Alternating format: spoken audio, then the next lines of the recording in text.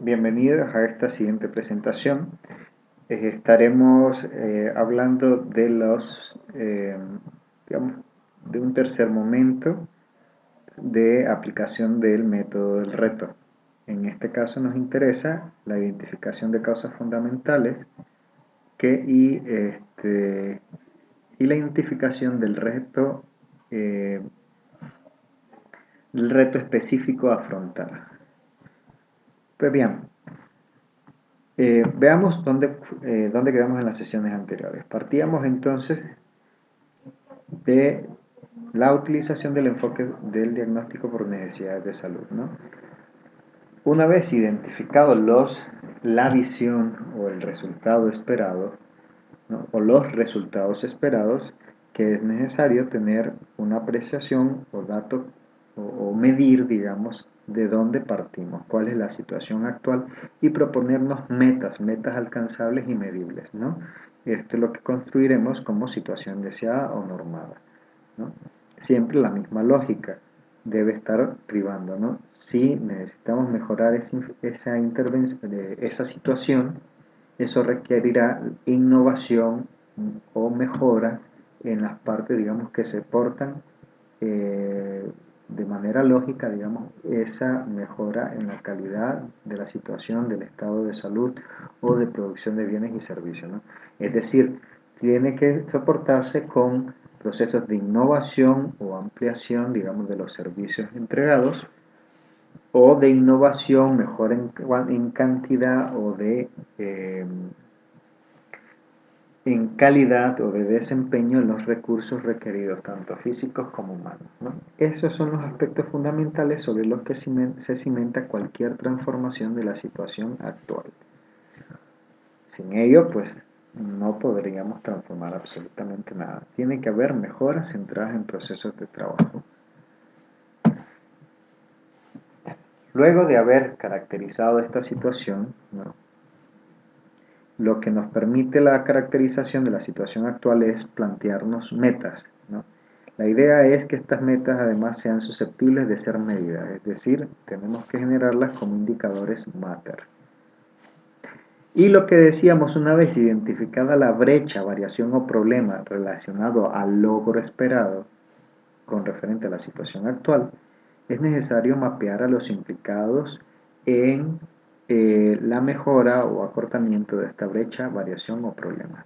Nuevamente, recuerden que aquí lo que estamos analizando es para cada uno de los resultados medibles que hemos propuesto en nuestra visión, o sea, susceptibles de medición, es necesario hacer este ejercicio, ¿no?, de análisis de situación actual, de situación deseada, es decir, generar una meta de logro y a partir de esto pues identificar la brecha, variación o problema y personas claves o actores claves que nos permitirían, digamos, alcanzar este logro planteado, o resultado esperado.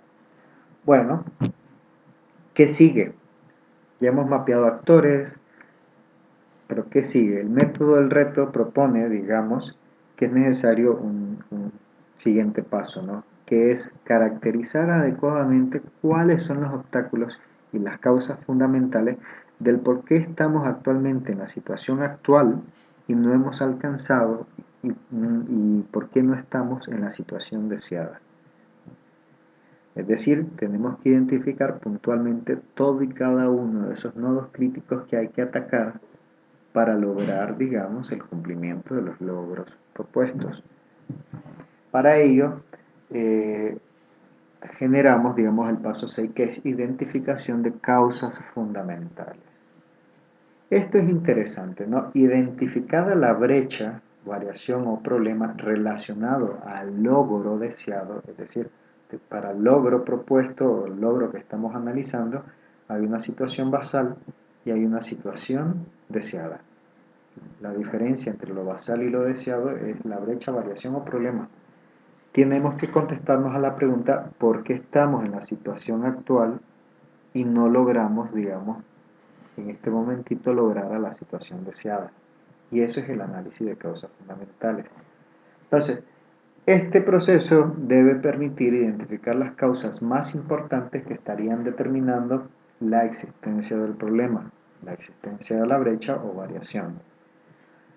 Agrupar las causas en categorías, grupo de causas del mismo origen, trazar flechas secundarias desde las categorías a la flecha central, a la causa central, identificar las causas básicas en preguntas. Aquí vamos a utilizar la estrategia de los 5 por qué que explicaremos a continuación. La idea es, cada vez que nosotros, aquí puede ser útil, por ejemplo, la generación dentro de los equipos de lluvias de ideas. Las personas van generando reflexiones, ideas sobre por qué ocurre el problema, alguien tiene que irlas transcribiendo y luego habrá que irlas ordenando en categorías de importancia, ¿no? ¿Cuál es la categoría de importancia? Pues bueno, las causas fundamentales arriba, y a estas causas fundamentales identificadas yo tendría que aplicarle al menos los 5 por qué, ¿no? Tendría que aplicar la estrategia de los 5 por qué. Es decir, identificar una causa fundamental o causa básica que explica el problema, yo la ataco resolviendo de la siguiente manera. ¿Por qué ocurre eso? ¿No? Dentro de la lluvia de ideas tendría que visualizar si existen categorías que respondan a esa pregunta del por qué ocurre la primera causa analizada. Si existen situaciones que la expliquen, las colocaría por debajo. Y eso quiere decir que estos elementos son causas del que está arriba. A los elementos que he puesto en la parte inferior vuelvo a atacarlos con un segundo por qué. La idea es que esto lo voy haciendo sucesivamente, atacando siempre las categorías de respuesta con sucesivos por qué, para tratar de identificar causas de raíz, causas subyacentes, ¿no? Las intervenciones tendrán que ir dirigidas a las causas subyacentes, es decir, a las causas de las causas, que me estén explicando por qué se ocurren o por qué, digamos, tenemos una serie de situaciones acumuladas, digamos, a partir del desarrollo o la existencia, digamos, de ese nodo crítico o de esa causa subyacente. Es decir, generamos un árbol de problemas. Aquí lo que se propone es generarlo como un árbol de espina de pescados, donde en las primeras categorías que están a los lados de la flecha principal, pues estarán aquellas categorías que nosotros identifiquemos como causas fundamentales, ¿no? O macrocausas. Y cada una de estas tendría que atacarlas con preguntas de por qué, identificar para cada una de estas categorías, pues causas subyacentes. Y para estas causas subyacentes atacarlas con por qué y buscar causas que subyacen a las causas subsecuentes. Así hasta que lleguemos a categorías que nosotros nos sintamos, digamos, con capacidad de definir, bueno, esa es la causa de raíz, ¿no? Ahora, Deming propone siempre tener a mano recordar las 4 M's, ¿no? Es decir, que siempre que estemos buscando causas relacionadas a estas eh, brecha o variación del problema e incluso a estas causas fundamentales, siempre nos hagamos la pregunta de que si estos problemas o las causas están relacionados no a materiales y suministros, a maquinaria, tecnología y equipo, a métodos de trabajo o procedimientos, o si tiene que ver con mano de obra, o sea, con competencias tanto de los usuarios internos como de los usuarios externos, es decir, de los pacientes, o si tiene que ver con aspectos más estructurales o macroestructurales como políticas, normatividad, eh, entre otras cosas. Entonces, es importante siempre tener a la mano estas 4 M's de Deming, ¿no? Y explorar a ver si alguna de ellas explica, digamos, la ocurrencia, digamos, de estas causas fundamentales. Entonces, los animo, hay que hacer el análisis de causas bases, como primero lluvia de ideas y posteriormente tratando de identificar cuáles de las lluvias de ideas son causas fundamentales y atacarlas con diferentes niveles de preguntas de por qué ocurre, y a cada nueva subcategoría explicativa volverla a aplicar con las mismas preguntas, ¿por qué ocurre? ¿No? Y buscar esas explicaciones y para ello utilizar como recurso de memotecnia las 4 M's de Deming.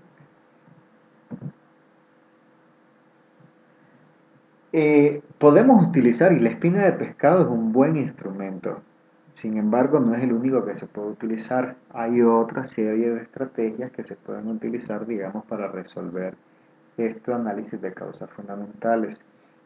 Podemos utilizar, digamos, estrategias relacionadas a la historia natural de la enfermedad, determinantes de salud, modelo de causas componentes en salud, propuesto por el mismo Deming, entre otros, ¿no? Otros modelos teóricos de causalidad que pueden ser de utilidad son el de determinación social de la salud o sociohistórico, que ya nos habíamos expuesto a este tipo de modelo teórico en el primer módulo. Otros enfoques que provienen más de la sociología y que tienen un perfil más bien conductivista, como el precede, y pueden haber otra serie de estrategias. ¿Cuál es el mejor a utilizar? Pues depende del problema que estemos analizando. Si el problema que estemos analizando tiene que ver con prácticas, conocimientos y hábitos o actitudes de las personas, es mejor utilizar entonces enfoques que provengan desde la sociología, podría ser por ejemplo el precede, para analizar los matices de causalidad asociados al problema. Si tiene más, estamos analizando más bien problemas de salud basados, digamos, en componentes más bien de mortalidad, pues podríamos utilizar más bien modelos teóricos o aproximaciones a causalidad más afines, digamos, al campo de estudio de la epidemiología. Entonces, dependiendo del problema, escogemos la forma de analizar causalidad. Y, por favor, les invito, complejicemos el concepto de causalidad. No nos quedemos con modelos de causalidad simple. Recuerden, las causas son complejas, ¿no? Un mismo efecto puede tener muchas causas y las mismas causas pueden generar más de un efecto, ¿no? Eso hay que tenerlo en cuenta a la hora de generar análisis sobre lo relacionado a la complejidad de causalidad, sobre todo si estamos abordando problemas en salud. La idea es, una vez que tenemos varios como árboles o ramas de causalidad explicativa del problema, hacernos la pregunta, ok, ¿con cuál comenzamos la intervención? ¿O cuál es la que necesitamos intervenir? ¿Cuál es la que me explica mayor cantidad de brecha? ¿O cuál es la que me genera mayor cantidad de restricciones para alcanzar los logros propuestos? Y eso, una vez que tengamos identificada esa serie de eh, causas explicativas que me explican mejor la brecha, las seleccionamos y a ellas estarán dirigidas nuestra atención, nuestras intervenciones. Entonces, estas causas que nosotros seleccionemos como más fuertemente asociadas a la brecha son las que definiremos como nuestros retos claves. Esas son las situaciones a atender, ¿no? Entonces, si tenemos la certeza que en gran medida nos están explicando la existencia de la brecha. Para ello nos tendremos que basar en evidencia científica, en estudios realizados relacionados a este tipo de problemas, entre otros materiales de apoyo, además de la estrategia de consenso, de discusión y de negociación con las partes implicadas. Que por favor, esto no es opcional, esto sí o sí tiene que aparecer. Si no, pues es como planear eh, volar en el aire sin avión, ¿no? ¿Cómo mejoramos las brechas?